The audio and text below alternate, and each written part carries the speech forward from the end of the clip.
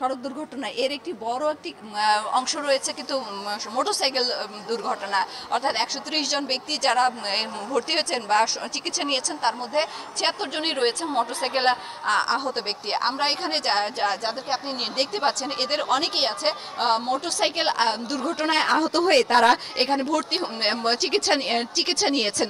তো আমরা এখানে একজনের সাথে কথা বলবো যে আচ্ছা, আপনি তো মানে বাইক দুর্ঘটনায় আহত হয়েছেন, কোথায় আহত হয়েছিলেন? এটা হয়েছিলাম যমুনা হাইওয়েতে। আপনি তখন কি অবস্থায় ছিল? আপনাকে কিভাবে আহত হয়েছে? মানে একটা শ্যামলী বাস আমাকে চাপ দিছিল। ওয়ালটন ফ্রিজ কিনে অনেকের মতো আপনিও হয়ে যেতে পারেন মিলেনিয়াল। সেরা পণ্যের সেরা অফার। আপনার গাড়ির স্পিড কত ছিল তখন? 55। আচ্ছা, কত সিসির গাড়ি চালাচ্ছিলেন? R15 150 CC. আচ্ছা, তো আপনার মাথায় হেলমেট ছিল? না, মাথায় হেলমেট ছিল না।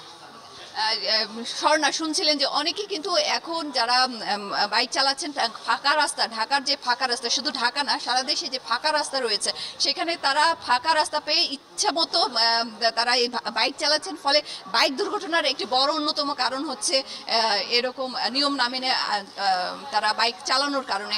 এখানে যারা আসছেন, যারা স্টাফ রয়েছেন তারা কিন্তু নিরন্তর তারা সেবা দিয়ে যাচ্ছেন এবং এখানকার স্টাফরা বলছেন তারা কুলে উঠতে পারছে না, এত বেশি রোগী এসেছে এবার যে তারা সারাদিন সারা রাত ধরে সেবা দিয়েও তারা আসলে হিমশিম খেতে হচ্ছে তাদেরকে। তো ডাক্তারেরা এখানে যারা এসেছেন বা সারা দেশের মানুষকে ডাক্তারদের একটাই পরামর্শ বা একটা বার্তা দিতে চান যে আপনারা সড়ক দুর্ঘটনায় এড়াতে আপনারা নিয়ম মেনে রাস্তায় চলুন, বাইক সহ অন্যান্য জিনিসগুলো আপনারা ভালোভাবে চালান।